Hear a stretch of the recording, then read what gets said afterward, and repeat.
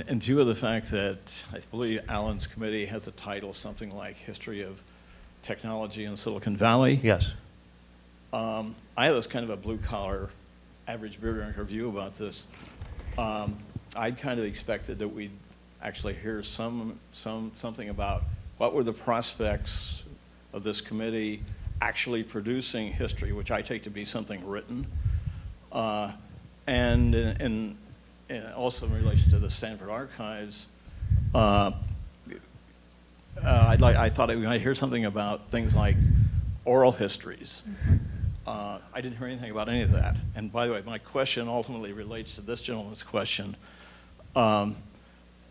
There's almost no mention here tonight about I think some very significant technology in the Valley that preceded Shockley. And I'm talking about especially several companies that did so that for all the way through the 50s, 60s, 70s, even into the 80s, were heavily involved in various electronic warfare activities. And I mentioned also that all those same years, Lockheed Missiles and Space Company was here. As late as the mid-'80s, Lockheed Missiles and Space Company was the largest employer in all of Northern California. Wasn't even mentioned tonight. Okay, okay. And back to this question of why isn't there anything at the Stanford Archives from Lockheed?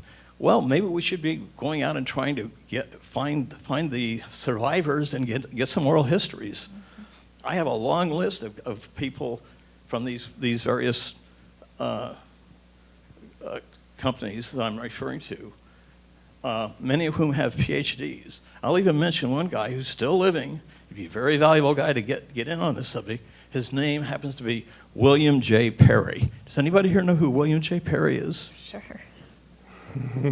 Okay, we're going to have to cut it off here. You actually had at least 3 questions that I heard, and we really only wanted to take one question at a time because we have a queue of people that want to ask questions. And I'll try to answer the first one. Why didn't you why don't you see any documentation from our committee? Well, I'll refer you to our website where our charter is spelled out crystal clear. Go to SiliconValleyHistory.com, look at the first post, and you'll see our charter. That's not included in our charter. We're not competing with the Stanford Archives. We're not competing with the Computer History Museum. We are not a collection agency. Our purpose is to educate the people in Santa Clara Valley, and courtesy of Ken Pyle through the web videos, a larger community, the history of this wonderful place.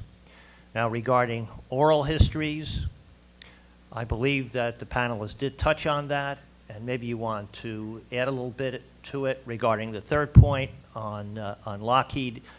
If you have something to add, fine, but I think you already addressed that question.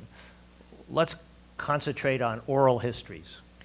Well, so the first thing I would say is we do have at Stanford, but we didn't identify it as such, an oral history collection that's called Silicon Genesis. When Henry mentioned Silicon Genesis, that actually is our oral history project. That's our official project, but the archives themselves have transcripts from a number of oral histories and interviews. And I would actually encourage, if it's a project that you want to undertake or someone else wants to undertake, to develop a cache of oral histories or interviews with people, that's something we would love. This would be an area of potential cooperation between our IEEE committee and the Stanford Silicon Valley Archives, and you can contact me if you want to be involved in that.